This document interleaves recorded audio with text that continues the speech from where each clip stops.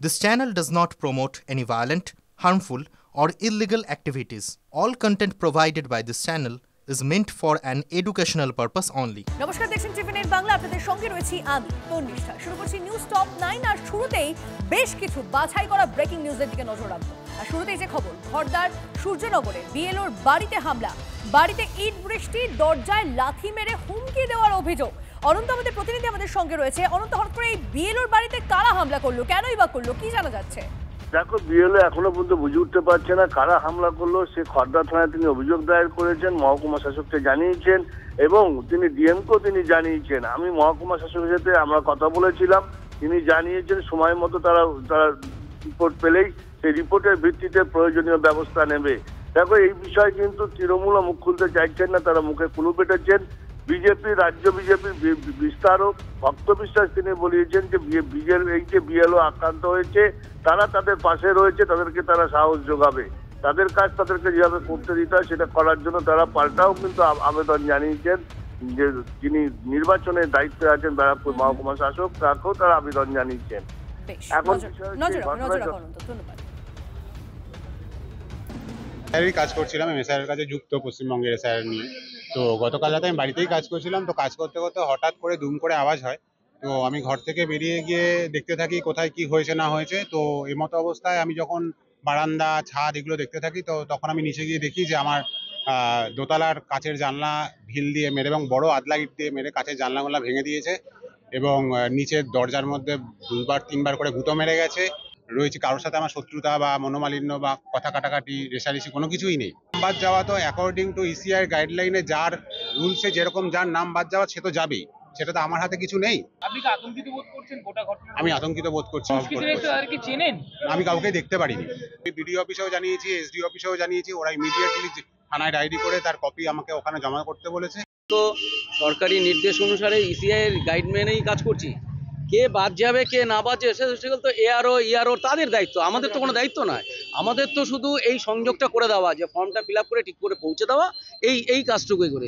কিন্তু সেই কাজটুকু করতে গেলে যদি করতে গিয়ে যদি এইরকম সমস্যার সম্মুখীন পড়তে হয়, রাতে বিলেতে আমাদের বেরোতে হয়, এইভাবে যদি আমাদেরকে হেনস্থা করে, তাহলে তো কাজ করা আমাদের পক্ষে একটা ভীতির ব্যাপারই আর কি। সেই দিকটা যাতে প্রশাসন কঠোরভাবে দেখে, সেটাই আমাদের মূল দাবি। রাজ্যে অসংগৃহীত এনুমারেশন ফর্মের সংখ্যা পেরোল 57 লক্ষ, মৃতের সংখ্যা পেরোল 24 লক্ষ। 11 লক্ষের বেশি মানুষের খোঁজ মেলেনি। প্রায় 20 লক্ষ ভোটার স্থানান্তরিত। ডুপ্লিকেট ভোটারের সংখ্যা 1,34,232 জন বলে খবর।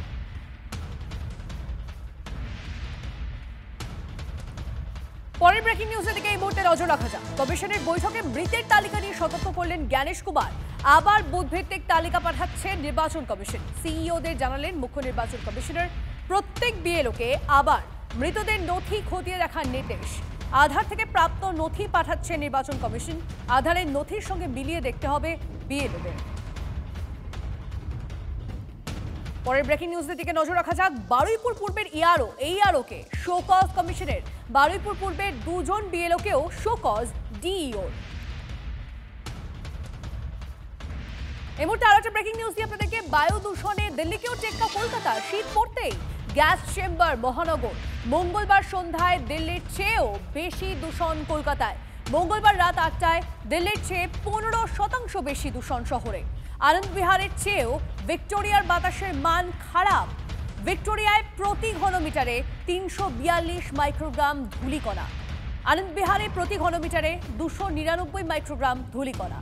কলকাতার শ্বাসে 20। সতর্ক করছেন পরিবেশবিদরা। সম্পূর্ণ গাফিলতি, কারণ দিল্লির ভুলের থেকে আমাদের শিক্ষা নেওয়া উচিত ছিল।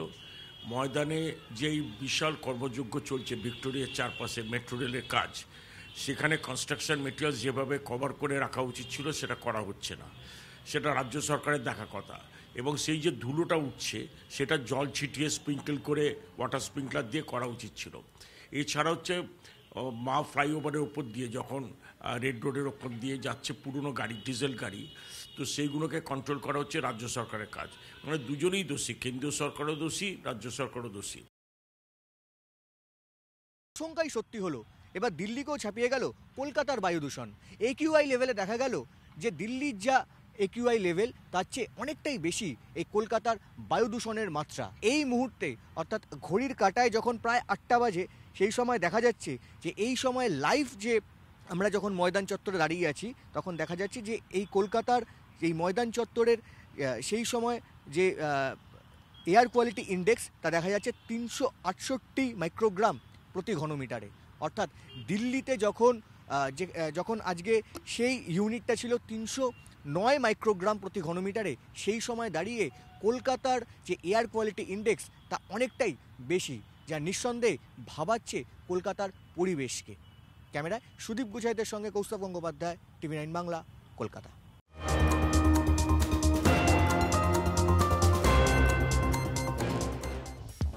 বাংলায় 100 দিনের কাজ শুরু হবে ঠিকই, কিন্তু কবে থেকে তা স্পষ্ট নয়। আর এই আবহে কেন্দ্রকে নিশানা মুখ্যমন্ত্রী। কোচবিহারের সভায় কেন্দ্রের বক্তব্য যে কাগজে লিখে এনেছিলেন সেটা সভামঞ্চেই ছিঁড়ে ফেললেন মমতা বন্দ্যোপাধ্যায়। পাশাপাশি ঘোষণা করলেন রাজ্যের প্রকল্পই চলবে। ব্যর্থতা ঢাকতে কাগজ ছেঁড়ার নাটক, পাল্টা সুর চড়িয়েছে বিজেপি।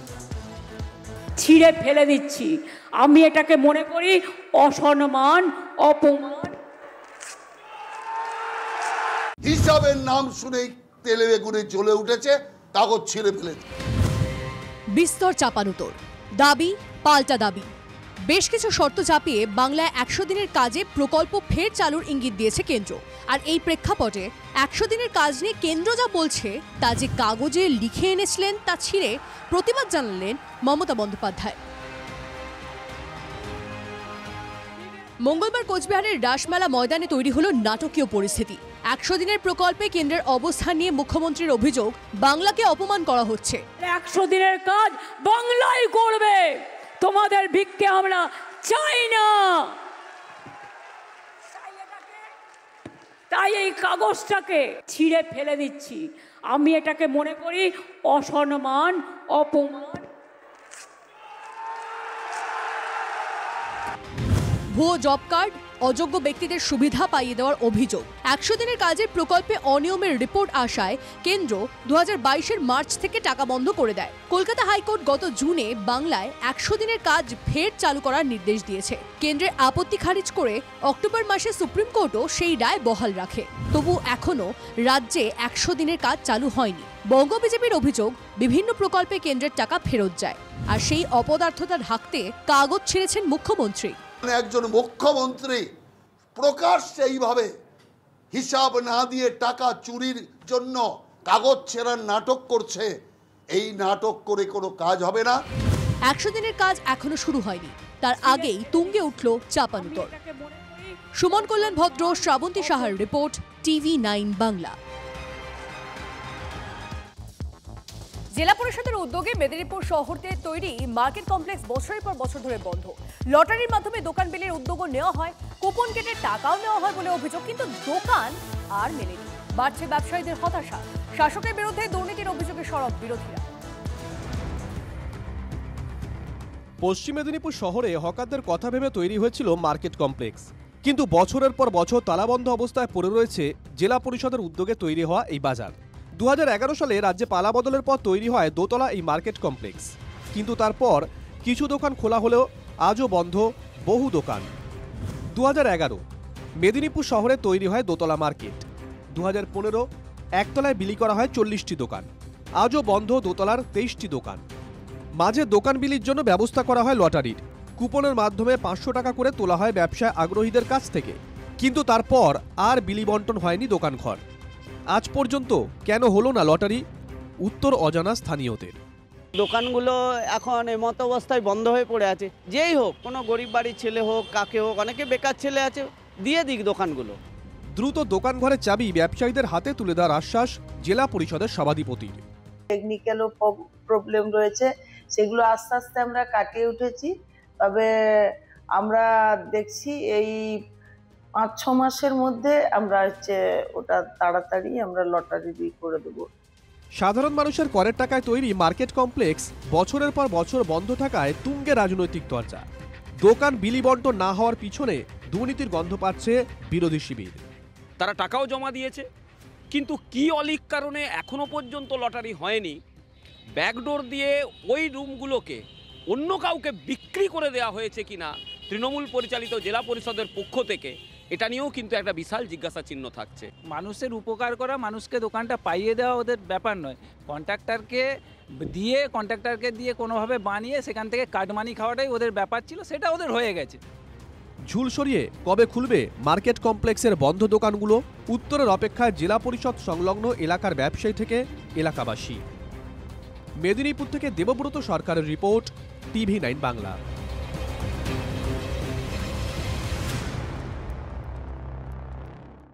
আত্মসমর্পণ করে জামিন পেলেন কলতান দাশগুপ্ত সহ 5 বাম কর্মী সমর্থক। আরজি করে তিলোত্তমার জন্য সুবিচারের দাবিতে পথে নেমেছিলেন বামপন্থী ছাত্র যুবরা।